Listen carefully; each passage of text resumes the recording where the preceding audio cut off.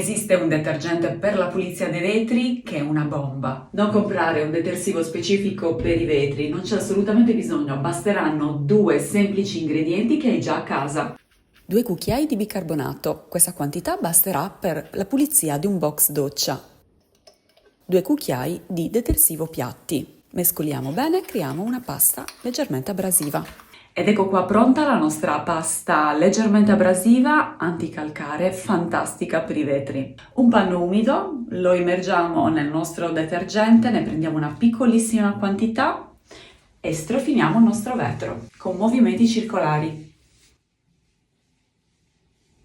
Risciacquiamo e il gioco è fatto.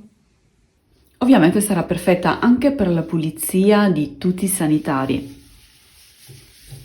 Perché non ce ne rendiamo conto, ma il vetro è poroso. Questo significa che sulla superficie si accumulerà il calcare che a sua volta tratterrà lo sporco. Ma c'è qualcosa che possiamo fare per evitare la formazione di calcare e di muffa, sia nel box doccia che nelle piastrelle?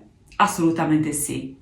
È questa la nostra arma vincente. Asciugare le superfici con un tergivetro. Eviterà la formazione di muffe calcare. Quindi perché faticare per un'ora strofinando il calcare quando bastano semplicemente 2 minuti dopo che ci facciamo la doccia passando il tergivetro per evitare tutto questo?